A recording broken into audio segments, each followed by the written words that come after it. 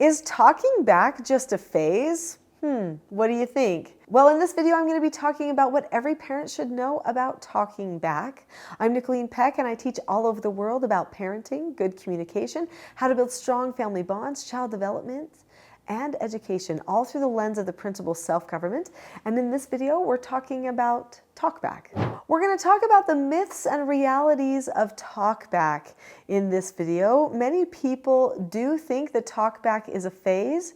Is there any truth to that? We're going to explore that. And then we're going to also spend some time talking about what you can do when talkback happens at your house.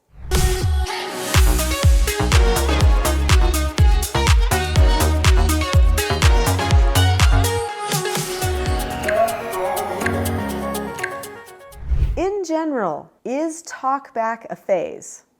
No. Many people believe the myth that talkback is a phase, that sometimes a child just goes through a phase where they're just a little bit more snippy and know-it-all-y and disrespectful. And while some phases of a child's development do lead to some hormonal changes that can lead a person to be slightly more emotional, that does not necessarily mean that their go-to becomes talkback. Talkback is something that a person experiments with, and then if it works, they use it again and again. So it is up to parents to train their children not to do talking back and to teach them a better way to communicate a difference of opinion if they have a difference of opinion or a question that they want to pose to their parents. When you talk back, that is a sign of a communication breakdown and is not something that we should tolerate or that we should promote. But can talkback be a part of some phases of life? Yes. When your child goes through big maturity development phases, so when the child hits like maybe age 11, they might start talking back a little bit more because puberty is starting to come on, their pre-puberty that's happening, especially girls, okay? They're going to start talking back more then. When boys start to intellectually develop, which can happen anywhere between ages like 12 all the way up to age like 15, depending if they're a late bloomer. But for sure by 14, you could have boys that are starting to experiment with talkback as well.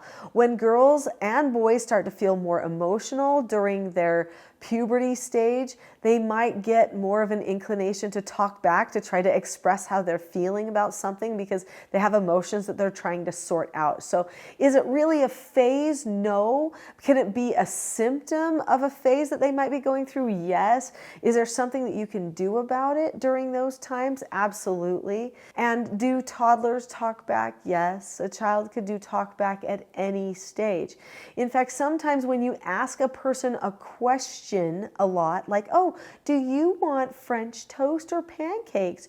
Do you want eggs or bacon? Do you want a sandwich or macaroni? When you ask a little child question after question all the time, they start feeling like they're in control of everything. So then when you say, hey, we're having macaroni for lunch, they might say, I don't want that. I want a sandwich. Well, that shouldn't be too surprising if you've been asking them what they want all the time. So be careful not to enable that type of behavior. Many parents just want to please their children. They want to make their children happy, so they ask far too many questions instead of just saying, this is what's going to happen. Here's the instruction. This is what we're going to eat. You know, you like it or not, that's what we're going to do. It is okay for parents to just give instruction to children without getting a child's approval. It is a very common modern thing for parents to think that they need approval from their children for their parenting.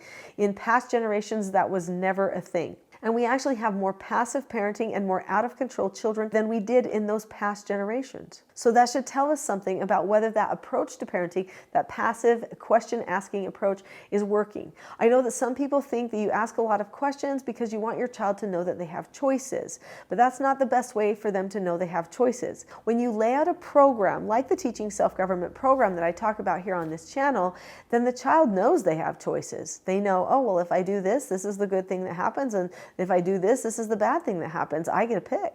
I get to pick whether I want to go down that road or down that road. But either way, the system stays the same. That's really understanding choices and cause and effect. Giving the power of all the decision making to the child is going to be detrimental. So why do children push back? Why do they talk back? Because sometimes they don't feel like they're heard. They don't feel like somebody understands, or maybe the rules or the process that they're going through seems a little bit unclear. They want clarification. They want to ask questions. Some children are just questioners. If you have not seen my video about the 4 tendencies and the questioner tendency, that would probably be really interesting to you if you have a child that asks a lot of questions. So when your child back talks to you, be sure to do corrections. A good teaching self-government correction should be calm. It should be focused on a principle or a skill that they've already learned ahead of time. Hopefully you're putting a lot of emphasis on those 4 basic skills, because if we keep it simple to 4 basic skills, that actually makes the corrections and the predictability of the behavior that they need to use a lot easier. The skill that really is necessary to work on and to practice when a person has a habit of talking back is the skill disagreeing appropriately. I would teach them to ask to disagree appropriately, because that preserves the roles. It also prepares the parent to listen, and it lets them know, oh yeah, I'm going to do a skill right now, which means I've got to do all the steps of it, such as seeking to understand before they express their own point of view. That's the part that's often forgotten in the skill disagreeing appropriately, and there's a lot more information about that on this channel as well. So maybe you've been worrying about this back talk, thinking, is it just going to go away? You've been writing it out. You don't need to do that anymore. I highly recommend learning the skills and principles of self-government. So go to my next video, which is called The Calm Method that teaches respect without punishment. I'll see you there.